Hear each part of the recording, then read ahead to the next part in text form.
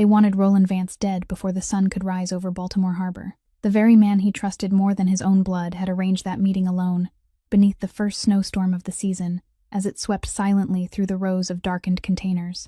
To this entire underworld, his death would be nothing more than an unfortunate accident. A crime boss driving too fast down an icy harbor road, slamming straight into a slab of concrete in the dead of a winter night. The black SUV was forced off the lane, tore through the iron railing, and crashed into the wall of an old warehouse. The hood crumpled, smoke rising into the white curtain of snow. Roland slumped behind the wheel, barely breathing, his tailored suit worth more than an ordinary man's fortune now soaked in dark blood and glittering shards of glass. The pickup that ran him off the road backed up, then rolled away unhurried. Inside, Curtis Hale lit a cigarette, the small flame catching a face untouched by remorse. "Let the cold and the dark finish the rest," he murmured, then let out a quiet laugh. They believed it was over. They left the wreck to the storm, certain that by morning the name Roland Vance would freeze solid along with every secret he carried, and no one would remember the boss who had once made this entire harbor bow its head. They believed power had quietly changed hands in the night. But no, they were wrong. Wrong about everything. Because they had forgotten about the dog at the harbor. In the darkness between the rows of containers, a great hulking shape moved quietly toward the twisted metal. It was an enormous Neapolitan Mastiff, its ash-gray coat dusted with snow, its massive body marked with the scars of long, hard years scraping out a life on a harbor the world had forgotten. It stopped beside the crumpled car door, its breath rising in thin wisps against the cold. Inside, the man did not stir. The dog pressed its icy nose against Roland's blood-soaked hand hanging limp at his side. No response. It lifted its head to the night sky, and a long howl rose through the storm, deep, desperate, tearing through the silence of the dark like one last plea for a soul slipping toward death. And not far away, following the familiar shortcut along the docks, an exhausted woman had just stepped out of the diner after her final night shift. She pulled the collar of her worn coat tighter against the driving snow, her thin shoulders trembling in the cold, then suddenly froze. She had heard that howl. A poor waitress, carrying a lifetime of hardship on her shoulders, with no connection whatsoever to the world of the powerful and the cold-blooded. And yet her feet, for reasons she could not explain, began to turn toward that sound. She had no idea that in just a few minutes, she would step into a story that was never hers to carry and change everything. And don't forget to subscribe to our channel and stay with us to the very end, because what happens next in that frozen darkness is something you will never see coming. The woman's name was Delia Mercer, and she had grown so used to the cold that she almost no longer felt it at all. But tonight, something was different. That howl didn't sound like a wild animal crying out in hunger and frost. It carried something she couldn't name, something so pleading that it made the soles of her feet go numb even more deeply than the snow. She walked around a row of rusted containers, and then she saw it. The black car sat with its front end crumpled against the warehouse wall like a wounded animal, one headlight still blinking faintly in its death throes, casting a weak glow over the thickly falling snow. The dog stood beside the car door, so enormous that, for the first second, she thought it was a bear. It turned its head and looked at her. It didn't growl. It didn't back away. It only looked, with deep, sorrowful eyes that seemed to have been waiting for her for a very long time. Delia moved closer, one step at a time, her breath coming fast behind her scarf. When she saw the man inside, she froze. He was slumped over the steering wheel, one side of his face pressed against the shattered glass, dark blood spreading across the collar of his white shirt and soaking down into the fabric of his expensive coat. Everything about him whispered of a world she had never set foot in. The watch gleaming beneath the snow, the polished leather shoes, the commanding weight that still clung to him even though he was unconscious. And then she saw it, the black grip of a gun jutting out from beneath his coat, right at his side. Her heart clenched. The hand she had been reaching out stopped in midair. A man like this, dressed like this, carrying something like this, wasn't the kind of man who simply had an accident and drove himself into a wall. This was the kind of trouble people like her were taught to avoid, to stay far away from, and never look back. In her mind, Posey's small face appeared with a clarity that hurt. The little girl was 5 years old, sleeping soundly in the cramped apartment on the other side of the city, under Mrs. Maggie's care. If Delia got involved in this, if something happened to her, what would that child have left in the world? She had already lost too much. She wasn't allowed to lose anymore. "Turn away," a voice inside her whispered, cold and practical. "Turn away and pretend you never heard anything." Delia stepped back once, then again, and at that very moment, the dog made a small sound low in its throat, not a growl, but a soft whimper, almost like a plea. It stepped forward, lowered its head, gently caught the hem of her coat between its teeth, then let go and looked up at her again. The gesture was so simple that it broke her heart open. This huge, scarred creature, abandoned by the whole world in the freezing emptiness of the harbor, still refused to abandon the man who was dying inside the car. And then the memory came crashing back, the one she had buried for 2 years. The day they called her. The construction scaffold had collapsed. Her husband had lain there, beneath the steel and iron, for long minutes before anyone came. They said that if help had reached him sooner, perhaps he might have lived. She hadn't been there. She hadn't been able to do anything. And that guilt had slept beside her every night, heavy as a stone lodged in the center of her chest. She had promised herself, in the longest sleepless nights, that she would never, never again leave a person in need of saving behind just because she was afraid. Delia closed her eyes for 1 second. When she opened them, the fear was still there, but something stronger had risen above it.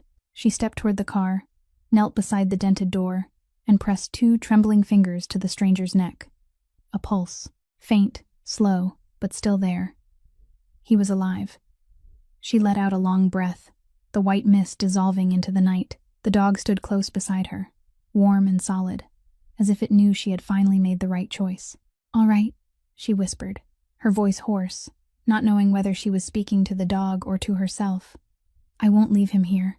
Then she began trying to pull open the jammed door, her numb fingers gripping the icy metal, while the snow kept falling around the 3 lost souls stranded in the winter night. The door wouldn't budge. Delia pulled with the full weight of her body, both heels slipping over the frozen layer of snow, but the dented metal had clamped itself around the frame of the car like a trap. She changed direction, slipped her hand through the window where the glass had shattered wide open, felt around for the lock inside, and at last heard a harsh, grinding screech as the door opened into a narrow crack. The man was far heavier than she had imagined, an unmoving weight of flesh and bone and soaked clothing, and the moment she slid her arms beneath his shoulders to pull, she knew at once that she would never be able to do it alone. Her legs began to tremble, her breath breaking into white, ragged gasps in the air, and he barely moved a few centimeters. She was beginning to panic, beginning to think that perhaps she would have to leave him here and run for help, that by then it would already be too late, when the dog stepped forward. It clamped its teeth around the thick hem of the man's coat, right near the shoulder, planted all 4 paws against the ice-coated concrete, and began to pull. Its strength stunned Delia.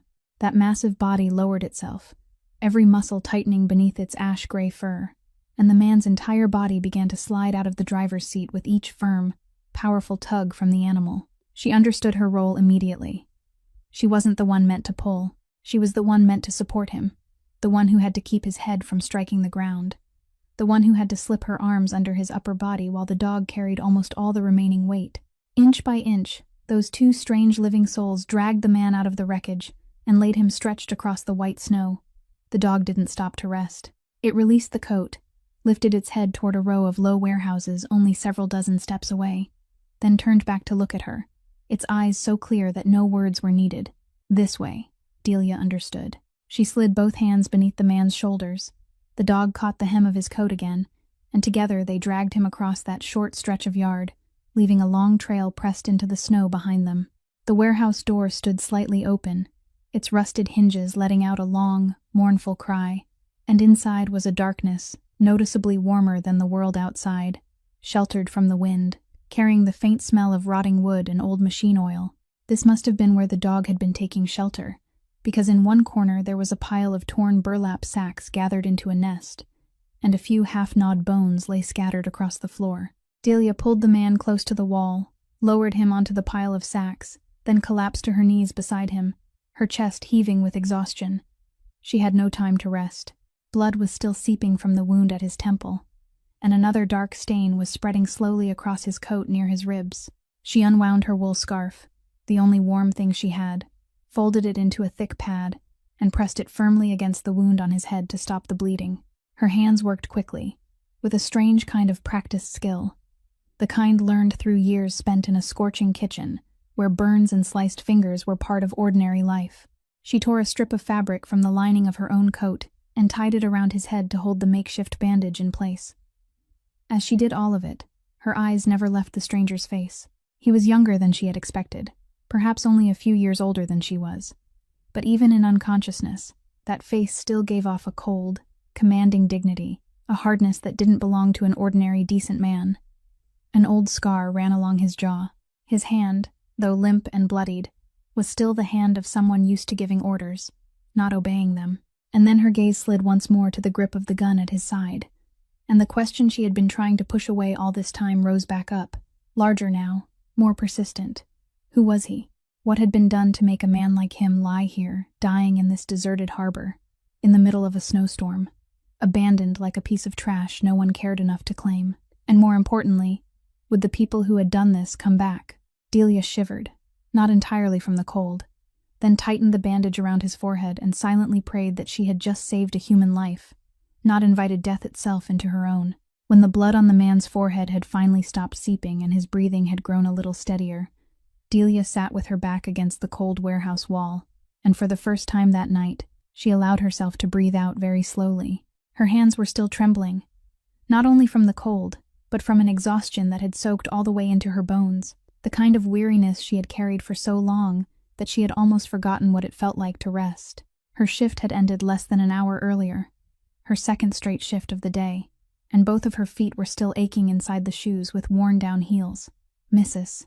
Maggie's diner stood on the edge of the harbor, a small place with windows always clouded by steam, and the smell of coffee warmed over again and again, where Delia waited tables from afternoon until deep into the night, smiling at long-haul drivers and lonely souls who came in searching for warmth more than food.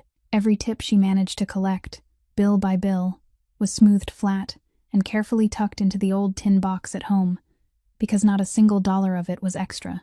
There were months when she had to choose between the heating bill and medicine for her mother, the woman who had once worked herself to the bone to raise her and was now growing weaker by the day in the small back room. And every time Delia had to make that choice, another small piece inside her broke apart. The debt from her husband's funeral was still there, clinging to her like a shadow that refused to fade, growing larger with every added number of interest she didn't even dare to look at directly. 2 years earlier, he had still been here, still smiling at her across the breakfast table, still promising her that better days would come. Then, in one cruel instant, tragedy struck, and all those promises were buried with him beneath the cold concrete.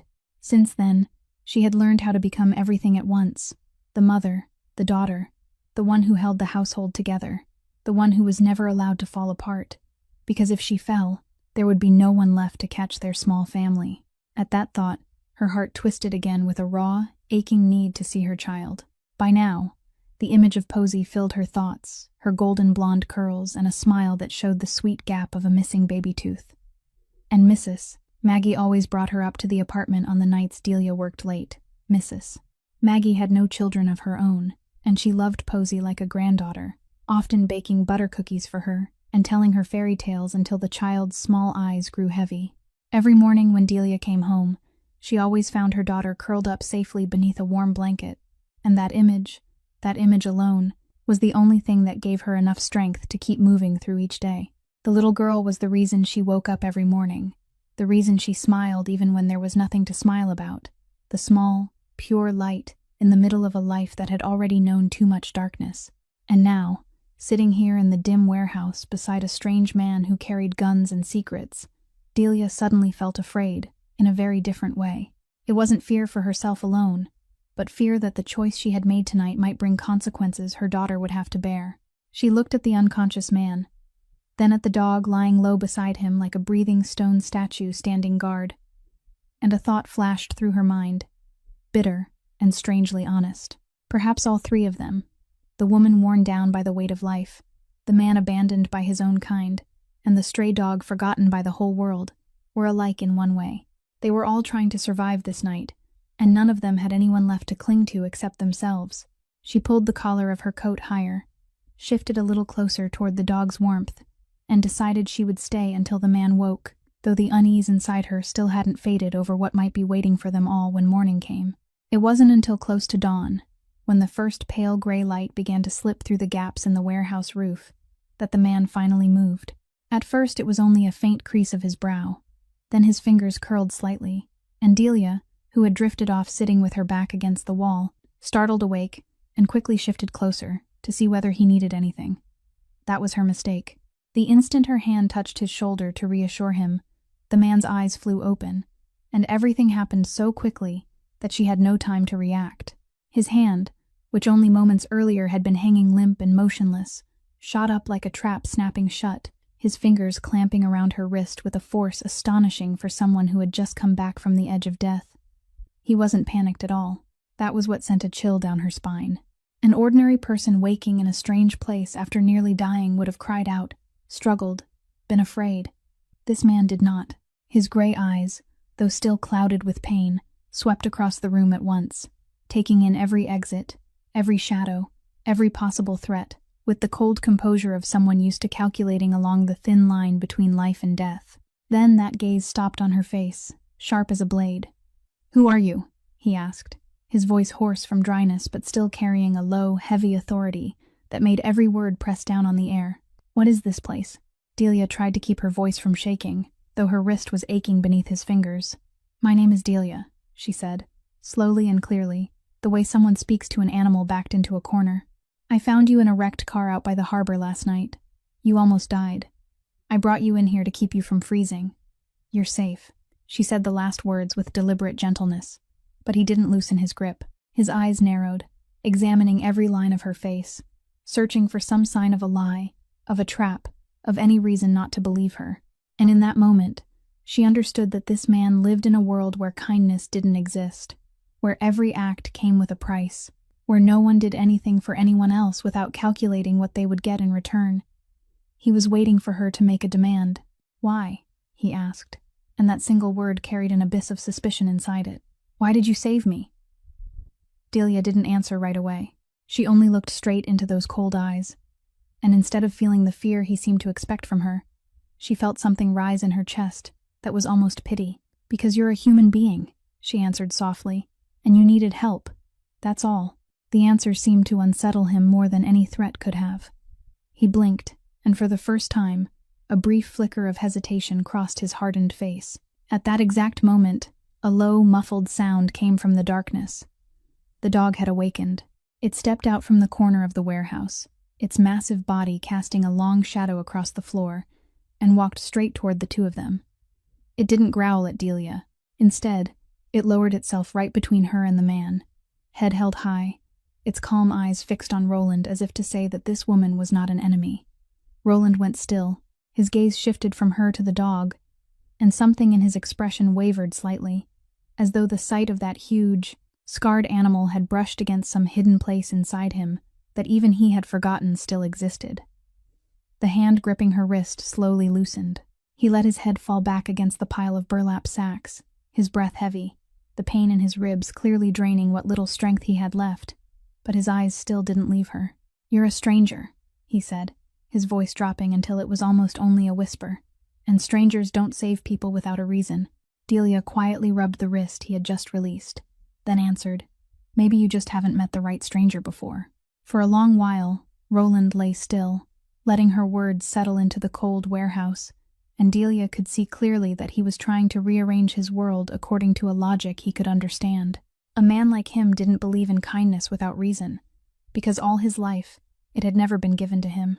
In his world, every act of help was an investment, every favor was a rope meant to bind, and whoever reached out a hand was only waiting for the moment to collect a profit. So he did the only thing he knew. He reached into his soaked coat, and though every movement made his face tighten with pain, he still managed to pull out a thick leather wallet. "Take it," he said, pushing it toward her with fingers that were still trembling. "There's more in there than you make in an entire year. Take it, forget my face, forget tonight, and never tell anyone you saw me here. That's how things work. You helped me, I pay you. Fair and clean." He said the last words with cold certainty, as if it were an obvious truth of the universe, as if he were offering her a privilege that anyone else would have seized at once. Delia looked at the wallet lying on the pile of burlap sacks, then looked up at his face. She knew the money inside it could change everything. It could pay off the funeral debt that was choking her month after month. It could buy enough medicine for her mother to last through the whole winter. It could put on Posey's table the meals the child deserved to have. For a moment, only a moment, her hand gave the faintest movement. But then she thought of the reason she had stepped into this warehouse in the first place, thought of the promise she had silently made in the middle of the snowstorm, that she would never abandon a human being, simply because she was afraid, and she realized that if she took that money, she would turn what she had done last night into something else entirely. It wouldn't be help anymore. It would become a transaction, and she had endured too much loss in her life to sell away the one small thing she had left that still made her herself. She pushed the wallet back toward him, gently but firmly. "I didn't save you for money," she said. There was no anger in her voice, no wounded pride, only a calmness that gave her words even more weight. "I saved you because last night, if I had walked away and left you to die in that car, then this morning I wouldn't have been able to look my daughter in the eyes anymore. This has nothing to do with who you are or how much money you have. It has to do with what kind of person I am. Put your wallet away." Roland stared at her, and for the first time since waking, the cold vigilance in his eyes gave way to something else, a real and profound confusion, almost a kind of shock.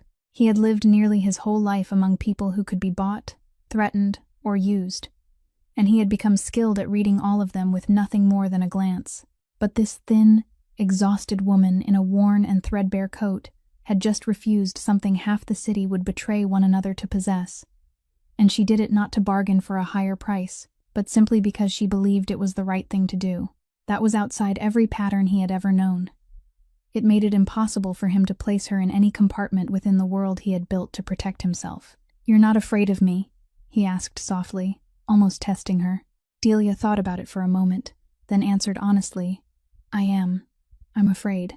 But I've learned that there are things more frightening than a stranger carrying a gun, and one of them is becoming the kind of person who turns her back and walks away when someone is dying right in front of her." Roland said nothing more. He only lay there, staring up at the rotting warehouse ceiling, and in that silence, something very small, very deep, something he had buried for so many years, stirred for the first time. The silence stretched on, and as the pain in his ribs carried him wavering between consciousness and oblivion, Roland's mind drifted back to a place he had spent many years trying to forget, this very harbor, but from a time that felt impossibly distant. He had grown up here, among the narrow, muddy streets behind the warehouses, where the smell of sea salt and rotting fish blended into the only air his childhood had ever known. His mother worked in a packing house by the water's edge, a thin woman with calloused hands that stayed cracked all year from the cold water. A woman who still came home every night with her back bent from exhaustion, yet always saved a tired smile and a bedtime story for her little boy. They were so poor that on some nights dinner was nothing more than a scrap of bread split in two. But she had never allowed him to feel starved for love.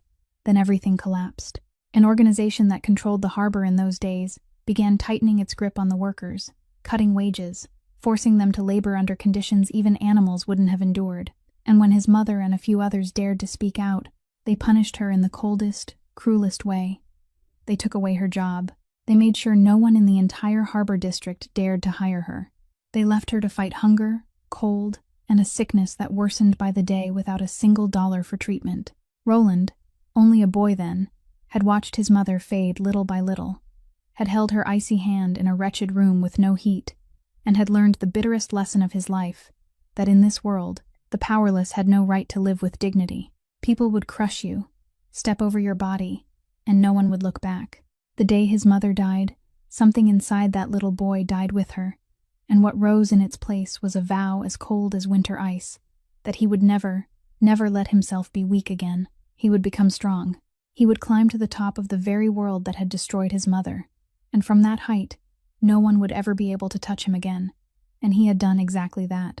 Step by step, through one harsh year after another, the skinny boy from the harbor had forged himself into Roland Vance, a name the whole harbor would one day whisper with unease.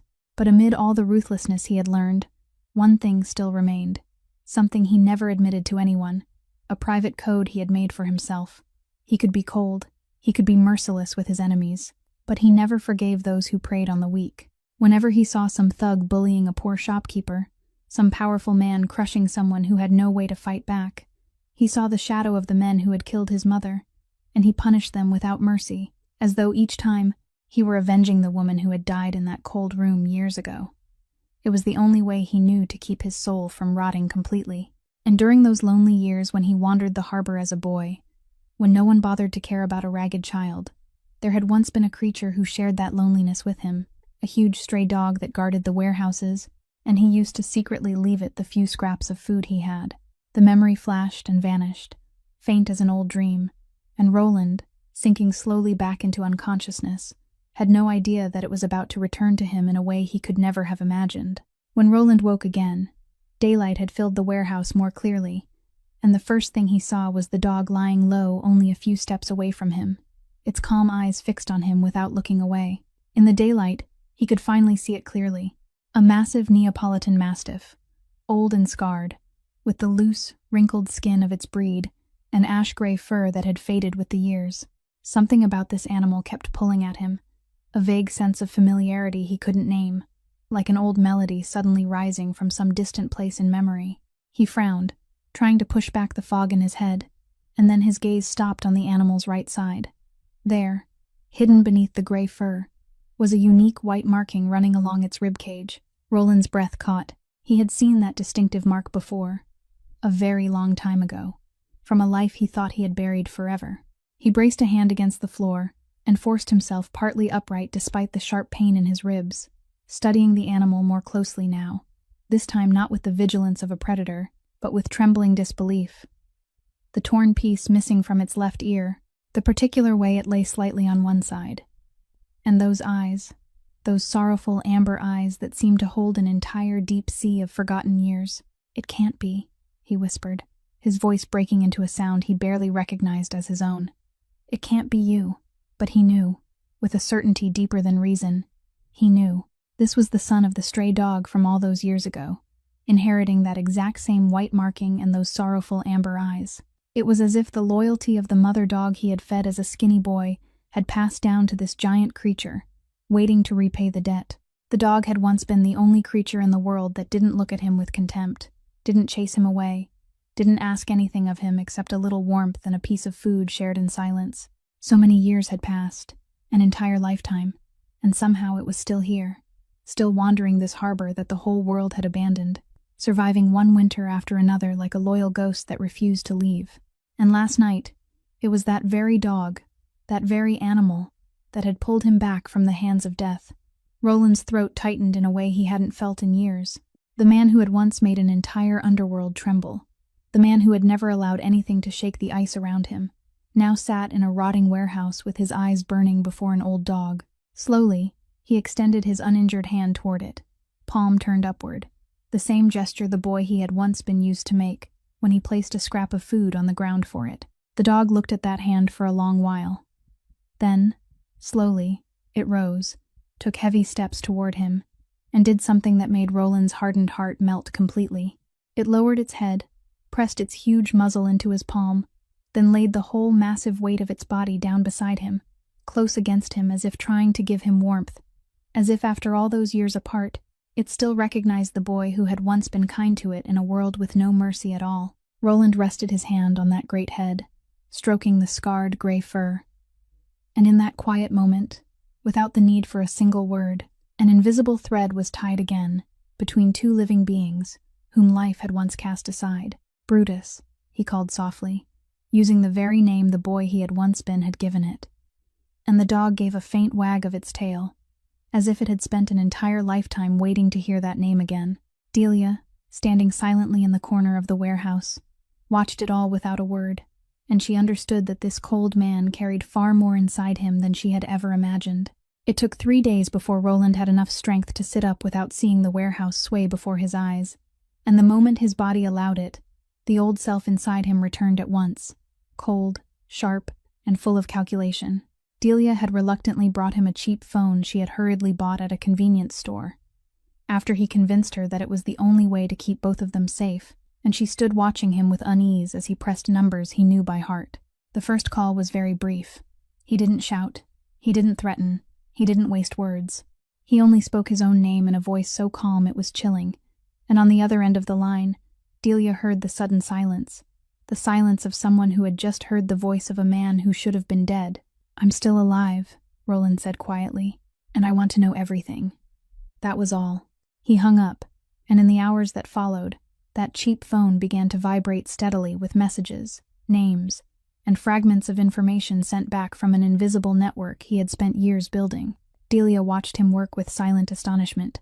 He never left the warehouse. He didn't need to. With nothing but his voice and his name, he made people all over the city scramble, made them open their mouths and reveal things they had hidden, made them bow their heads before a man sitting on a pile of torn burlap sacks in an abandoned warehouse. It was a kind of power she had never witnessed before, a power that didn't need fists or weapons, but moved through the darkness, quiet and absolute, like invisible strings pulling an entire vast chessboard into motion. And piece by piece, the picture of betrayal began to appear. The one who had arranged for him to go to that fateful meeting that night, the one he had trusted more than blood, was Curtis Hale, his right-hand man, the man who had stood beside him for nearly 10 years. Roland sat motionless for a long while when that name was confirmed, his face showing no emotion at all, but the knuckles tightening around the phone said everything. Betrayal by a stranger was ordinary enough, but betrayal by someone he had once considered a brother was a different kind of wound, deeper than the physical trauma still racking his broken body, but he didn't allow himself to sink into that pain.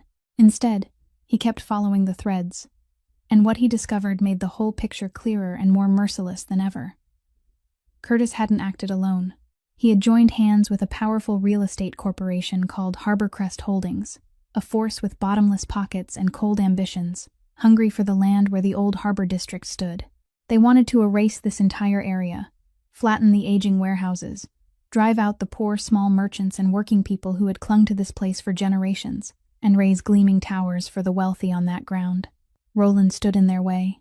He was the only one powerful enough to protect the harbor, the last wall between the vulnerable and the crushing machine of money, and that was why they needed him to disappear. Curtis had sold him out in exchange for a seat in the new world Harborcrest had promised. When Roland fitted the final piece into place, he lifted his head and looked through the dusty warehouse window, where the old warehouses stretched beneath the cold gray sky. The very harbor that had given birth to him had killed his mother, and was now being threatened by the same ruthless greed from long ago. Something cold and hard settled in his eyes. "They thought they had buried me," he said softly, almost only to himself, but Delia still heard him. "They're about to regret not doing it properly." And in that freezing warehouse, for the first time since that fateful night, Delia felt the true weight of the world she had accidentally stepped into.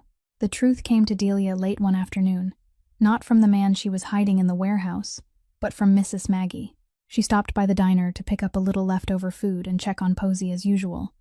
And when she accidentally mentioned that she was caring for an injured man down by the harbor, Mrs. Maggie asked a few questions, then pressed her further about his build, his face, the scar along his jaw. The kind woman's face suddenly went visibly pale.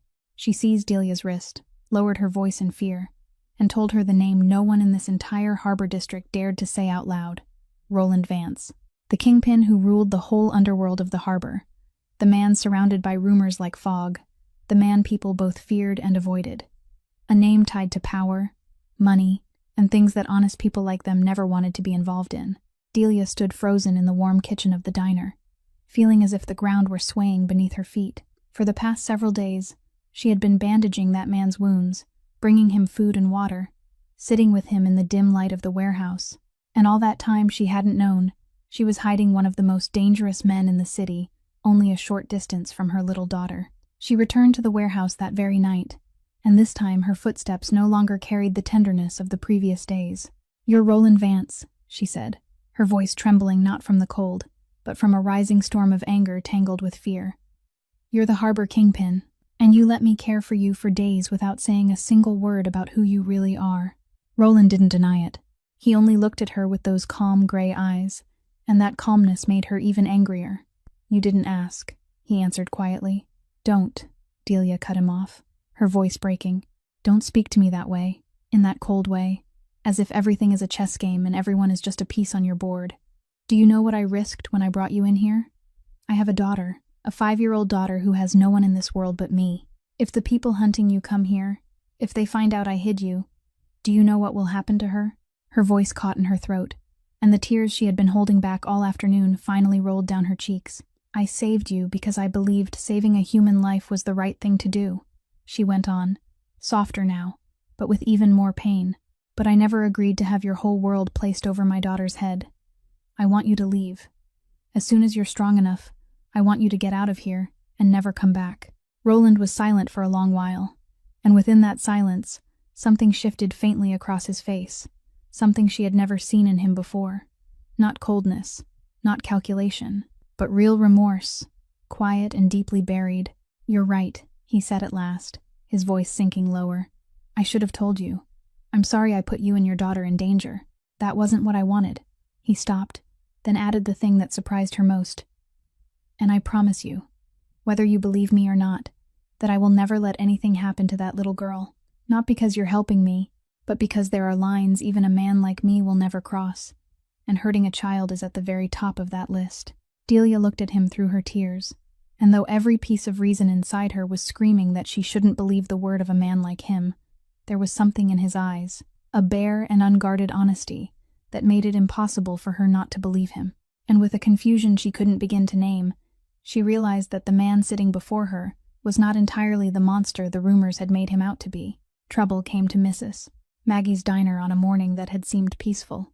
Delia was wiping down the familiar tables when two strange men walked in, and from the very way they pushed open the door, took possession of the space, and swept their cold, searching eyes across the diner, she knew they hadn't come in for a meal.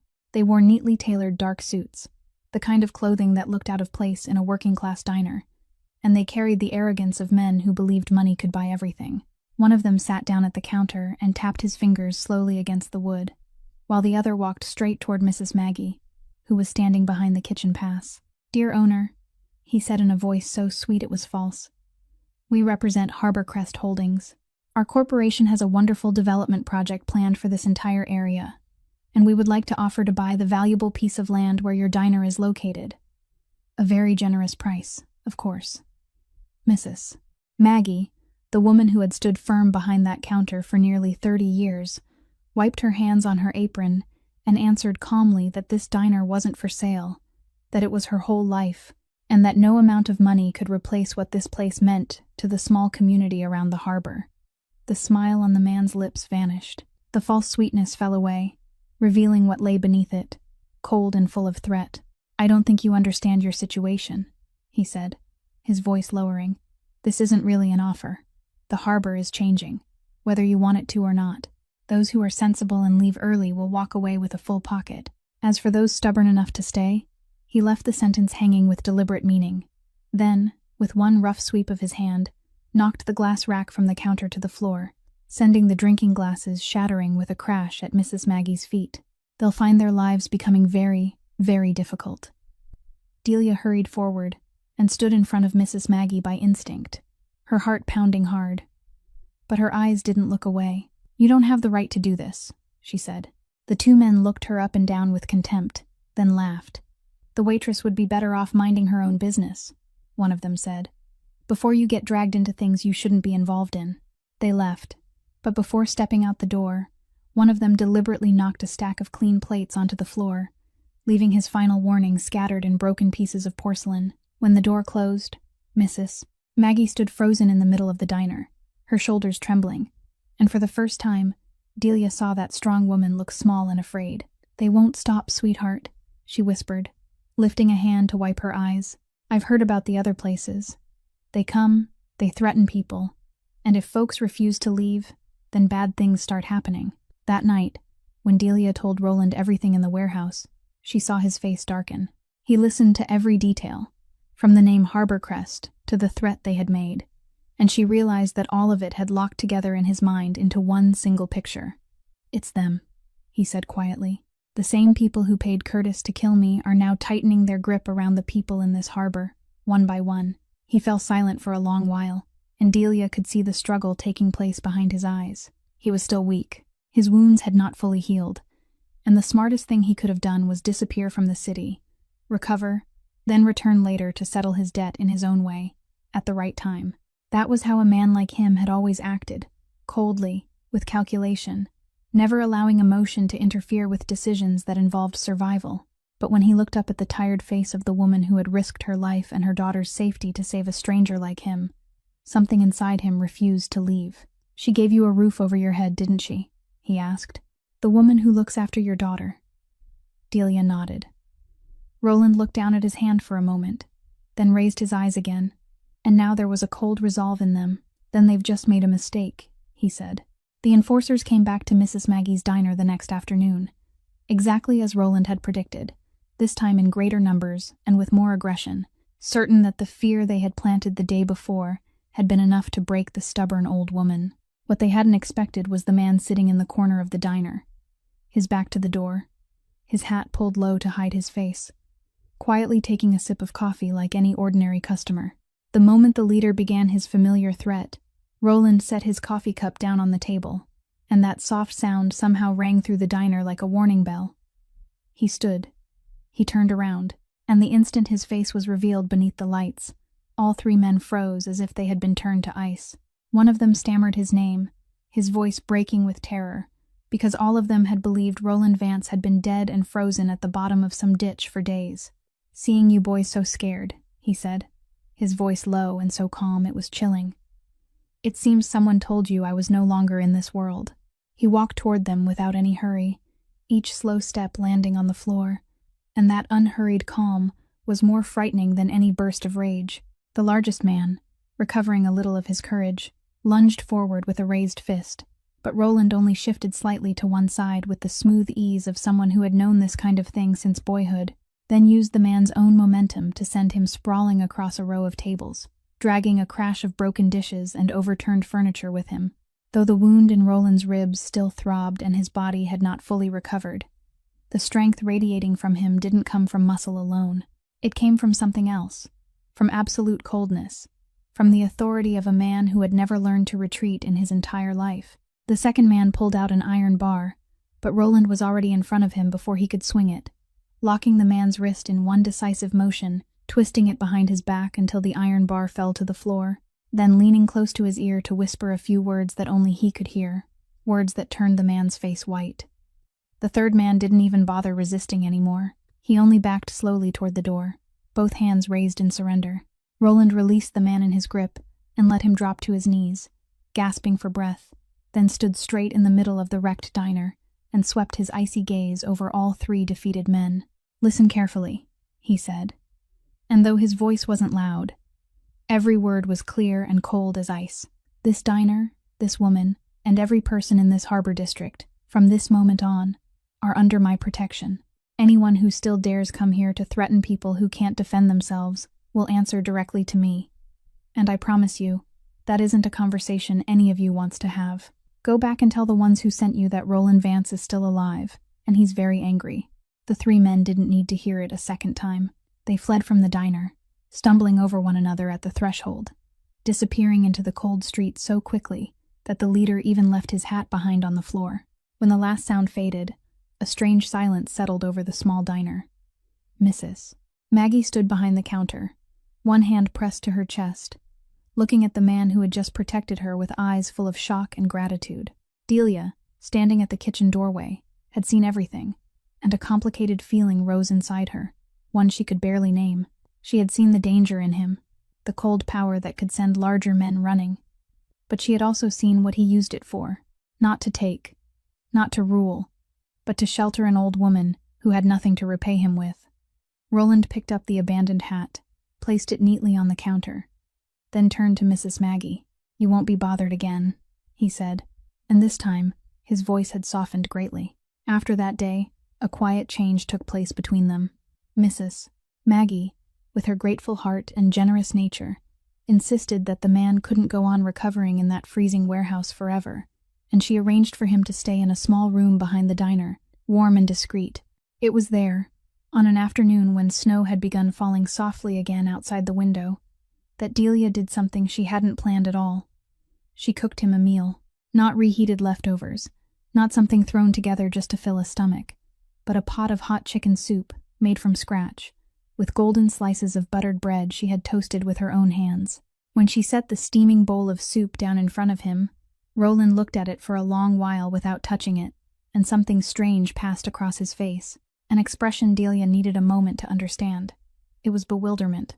The man who could have bought any expensive dish in the city, who had sat in the finest restaurants, was sitting in silence before a simple bowl of chicken soup, because he realized that it had been a very, very long time, perhaps not since his mother was still alive, since anyone had cooked a meal for him not out of fear, not to flatter him, not to trade for something in return, but simply because they wanted him to have something warm in his belly. "Thank you," he said softly, and those two words came out with difficulty, as if he were learning again, a language he had forgotten long ago. Just then, the room door swung open, and a small figure came running in. Posy, with her golden blonde curls and cheeks flushed pink from the cold, had just been brought over by Mrs. Maggie.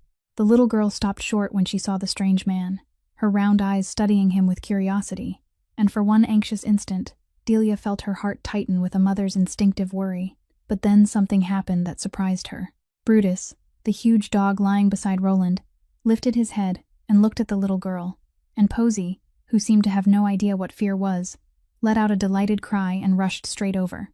Roland, in a natural gesture that even he hadn't expected from himself, picked up a piece of meat left from the meal and gave it to the little girl, showing her how to place it on her tiny palm and hold her hand flat so the dog could lick it away.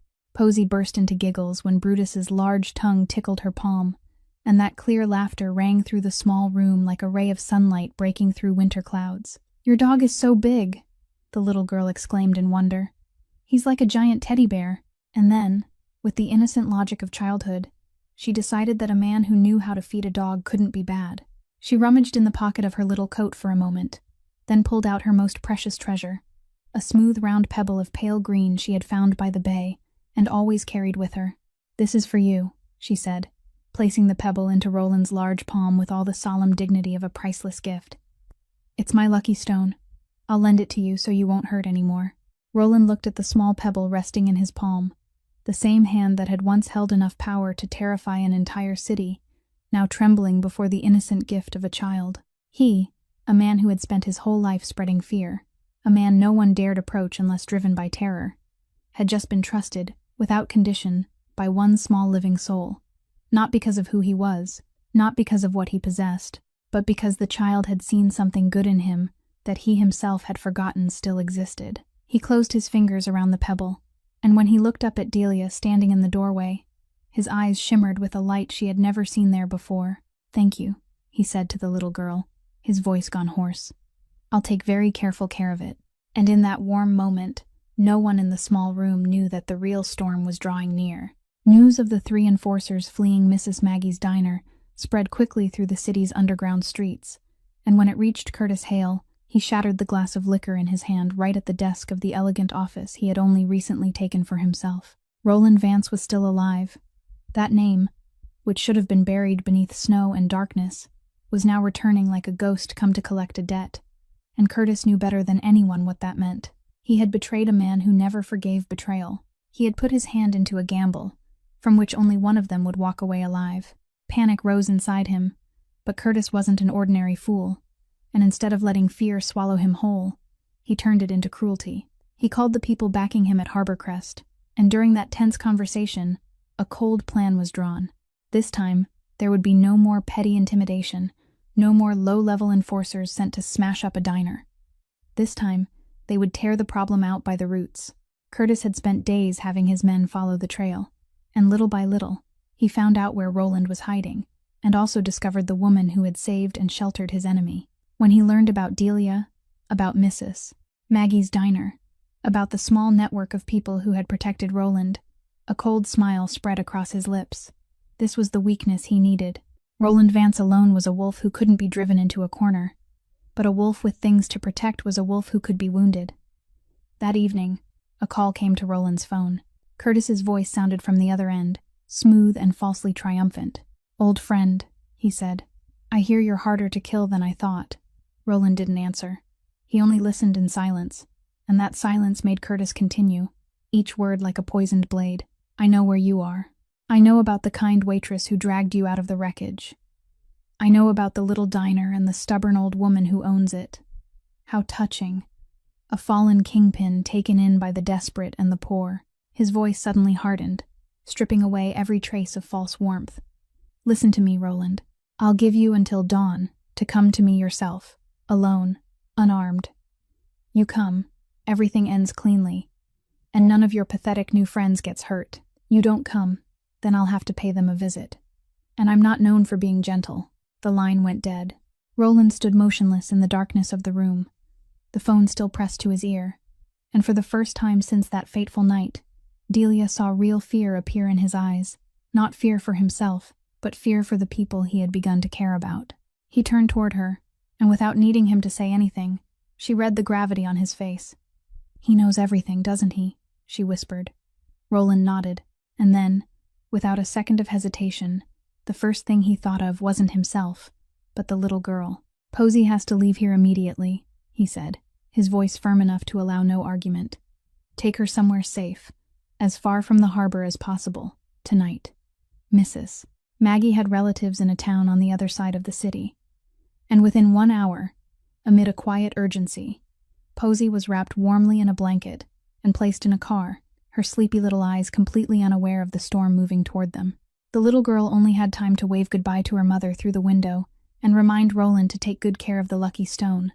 Then the car rolled away, carrying Delia's most precious thing to a place Curtis's hands could not reach. Only when the taillights disappeared fully into the night did Delia turn back to face Roland. And both of them understood that now there was no way back. Curtis had no intention of waiting until dawn. The meeting was only a trap meant to make Roland lower his guard. And as soon as the night had fallen at its thickest, Curtis's men quietly surrounded the area around the diner. Brutus was the first to sense that something was wrong. The dog, which had been lying still, suddenly sprang up, the fur along its neck standing on end, and a low, deep growl rose from the depths of its throat, aimed toward the darkness beyond the window. Roland understood the signal at once. He had only just managed to pull Delia into a hidden corner when figures rushed in, and then the smell of smoke began to creep into the room.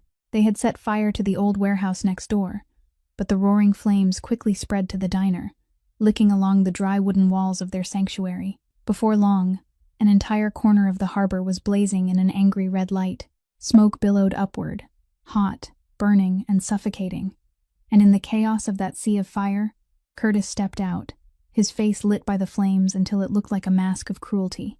"You hid yourself well, Roland," he called out. "But I told you, I always find what I need." The two men who had once been brothers rushed at each other through the thick smoke, and it was a confrontation between men who knew each other down to the bone, every blow carrying the weight of years of trust now turned into hatred. Roland still hadn't fully recovered, and the old wound in his ribs made every movement feel as if his flesh were being torn open. Curtis, knowing that too well, attacked that weakness without pause. In the moment Roland staggered backward, Curtis seized the chance, drew a knife, and lunged forward with all the madness of a man who knew he had no way out. Delia screamed a warning, but everything happened too fast. The blade came down toward Roland while he was off balance, and in that life-or-death instant, a massive ash-gray body flew through the air. Brutus. The old dog had thrown itself between the blade and the man it regarded as its savior, using its own scarred body as a shield. A cry of pain rang out, not from a human being, and Brutus collapsed onto the floor, but it didn't let the attacker go. With all the strength it had left, it clamped its jaws around Curtis's knife arm, dragged him down, and held on without letting go, giving Roland enough time to force himself back up. That desperate, courageous act from the animal changed everything. Roland, seeing the dog that had saved his life twice now falling because of him, felt something ignite inside him even more fiercely than the flames around them. He surged forward, tore the knife from Curtis's hand with one decisive move, and hurled him to the floor. The struggle was brief and brutal, but righteous fury gave Roland a strength Curtis couldn't match. Within moments, the traitor lay motionless at his feet, completely subdued, every last trace of resistance gone. But Roland had no mind left for him. He spun around and dropped to his knees beside Brutus, who was lying on the floor, barely breathing, as the smoke grew thicker by the second. The fire was spreading fast, and Delia, despite her fear, ran to him and helped him lift the dog's heavy body. "We have to get him out," he shouted over the roar of the flames, and the two of them, the man who had once ruled the harbor and the woman who had once been only a poor waitress, carried the heroic animal together through the sea of fire, out of the collapsing diner, and into the freezing night outside. In the distance, The sirens of fire trucks and police cars had begun to sound, tearing through the stillness of the winter night, drawing closer with every passing moment.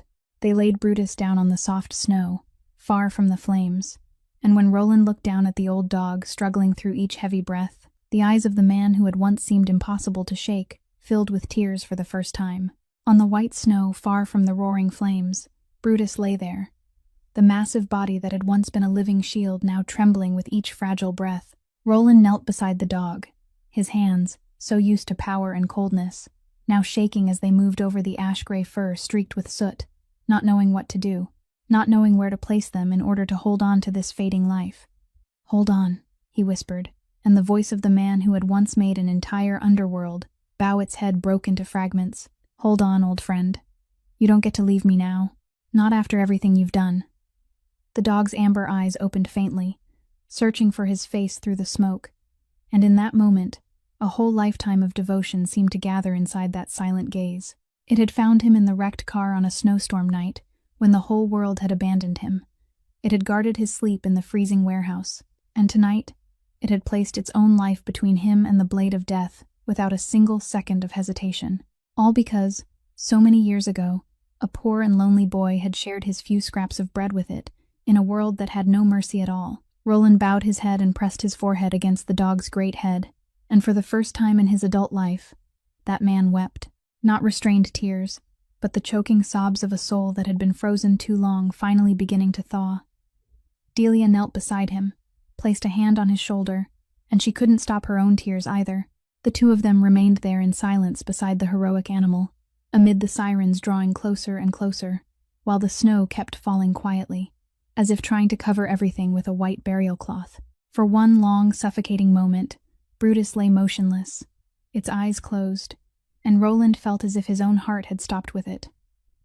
The whole world seemed to freeze, the fire, the night, the distant voices calling to one another. All of it receded into an empty silence full of despair. He had come too late, just as he had once come too late to his mother's sickbed years ago. Now he was powerless again, watching a living soul he loved slip from his hands. But then, in that grief-stricken stillness, a small miracle happened.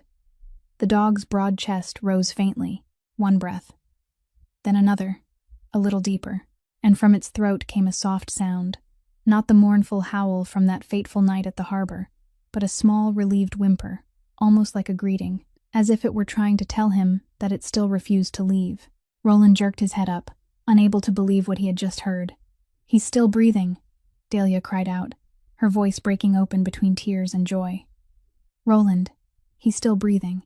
At that very moment, the rescue workers and the veterinarian Mrs.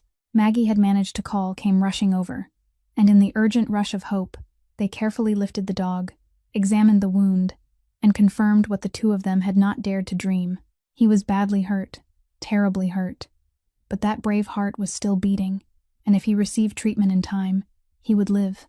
Roland rose to his feet and helped Delia up, and together they watched as the dog was carried away beneath the flashing lights, their hearts filled with something neither of them could name, something that was pain, gratitude, and a fragile but real hope all at once. The man who had once believed everything in this world could either be bought or taken now stood among snow and ashes, understanding that the most precious things sometimes came from places he had never imagined, from a stray dog at the harbor, and from a woman who had never asked him for anything. Curtis Hale lay restrained there among the snow and ashes, his hands bound tightly, and when Roland stepped forward to stand before him, a heavy silence covered the scorched yard. All his life, Roland had known only one way to deal with traitors, and that way had never involved the law or a courtroom. Now, standing before the man he had once considered a brother, the man who had sold him out, nearly killed him, set fire to his refuge, and almost cost his loyal dog its life, every instinct built up through years in the underworld screamed inside him for immediate and brutal revenge. Curtis deserved it. No one in this harbor district would dare breathe a word about it. That was the law of the game Roland had lived by his entire life. Curtis seemed to be waiting for exactly that as well. He looked up at him with a twisted, bitter smile and said quietly to go ahead, to finish it, because that was the only way men like them knew how to end a story. Roland stood motionless for a long time, his fist tightening and loosening again, And in that torn moment, he saw two roads stretching out before him. One road was the old version of himself, the man who solved everything with blood and fear, the man who would remain forever chained inside the vicious circle of violence that had destroyed his entire life. The other road was something he had never dared to step toward. He thought of Delia, the woman who had refused his money just to hold on to her conscience. He thought of the small green pebble a child had placed in his palm with unconditional trust. He thought of the old dog fighting for its life. The animal that had taught him loyalty and kindness could still exist even in the darkest places. And he understood that if he killed Curtis tonight, he would only prove that his whole life, he had never truly been any different from the men who had killed his mother all those years ago. When a police officer named Owen Brennan, who had been tracking the shadowy dealings around the harbor for a long time, arrived at the scene beneath the flashing lights, Roland did something that stunned everyone who knew him. He didn't run. He didn't destroy the evidence. Instead, he walked over to the officer and handed him something. It was all the evidence he had quietly gathered during the days he spent recovering in the warehouse. Every hidden transaction, every dirty payment, every thread connecting Curtis Hale to Harbor Crest, and to the plot to seize the harbor by any means necessary, including murder and arson. "Everything you need to bring them into the light is here," Roland said, his voice calm but firm. "Do what should have been done a long time ago." Owen Brennan looked at the man before him with astonishment, because this was something he had never expected from someone like Roland Vance, and when he took the file, he understood that he was witnessing something rare. The true atonement of a human being. Curtis was led away that night, and with the evidence Roland had handed over, the entire Harbor Crest network began to be exposed. Powerful people sitting in elegant offices were named one after another, and the plot to erase the harbor district and the poor people who lived there was finally stopped. When everything settled, Roland stood in the harbor as the smoke and fire were slowly brought under control, and he understood that the decision he had made that night had changed him forever. He could have taken revenge the old way, but he had chosen to let justice speak in his place. And in that choice, for the first time, he felt truly free, released from the invisible chains that had bound him since the day his mother died. "I'm going to leave that world behind," he said softly to Delia when she stepped up beside him. "The world that turned me into someone I no longer want to be. I don't know what lies ahead, but I know I don't want to go back down the old road." That winter eventually passed, and when the last snowflakes melted away to make room for the warm sunlight of early spring, the old harbor district began to wear an entirely new face. Roland had kept his promise. He used all the wealth he had gathered through so many years in the shadows to do something the man he used to be could never have imagined. The warehouse that had burned down on that fateful night was rebuilt from the ground up. Not into the cold high-rise towers Harbor Crest had once coveted, but into a warm, common home for people whom life had forgotten. There were clean rooms for poor workers with nowhere to go, a large kitchen always filled with rising steam where Mrs. Maggie volunteered to cook hot meals, and even a wide yard for the abandoned animals found around the harbor to be rescued, healed, and given a second chance. People called the place by a simple name, Harbor Haven, and before long, it became a bright lamp in a neighborhood that had once been swallowed by darkness. Brutus, after many weeks of devoted care, recovered in a miraculous way, though his steps were slower now, and one side of his body carried one more scar. The old dog became the soul of the place, lying in the sun at the doorway day after day, quietly welcoming every person and every creature who came there, as if he understood better than anyone what it meant to be saved when it seemed the whole world had turned away. The children in the neighborhood loved him dearly, and no one loved him more than Posy. The little girl, now safely back with her mother, often ran to throw her arms around his great neck every afternoon, telling him all sorts of things in her clear little voice, and Brutus always listened patiently with gentle eyes. Delia's mother, who was moved into a warm room at the shelter, also gradually grew stronger under careful care, and for the first time in many years, Delia felt the burden on her shoulders being shared. Between Roland and Delia, a quiet affection began to bloom. Not hurried, not loud, but peaceful, like water finally finding its way home. They didn't rush to name what they felt for each other, because both of them understood that wounded hearts needed time to learn how to trust again, and they had an entire future ahead of them to do that.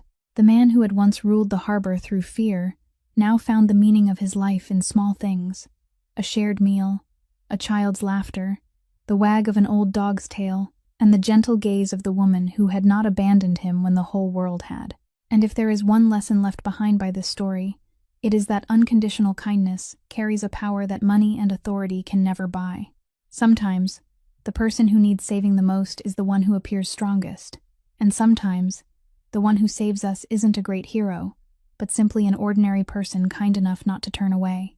Never judge a person only by their past or by what they seem to be on the outside, because in every soul, no matter how dark it may appear, there is always a spark of light waiting to be awakened by love and kindness. If this story has touched your heart, please subscribe to our channel, like, and share this video so that together we can listen to many more meaningful and deeply moving stories every day. How do you feel about the story of Roland, Delia, and the old dog at the harbor?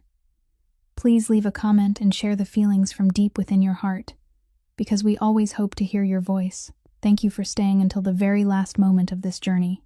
May you and your loved ones always be blessed with abundant health, and may you find much joy, peace, and kindness in your life every day. Goodbye for now, and we'll see you again in the next stories.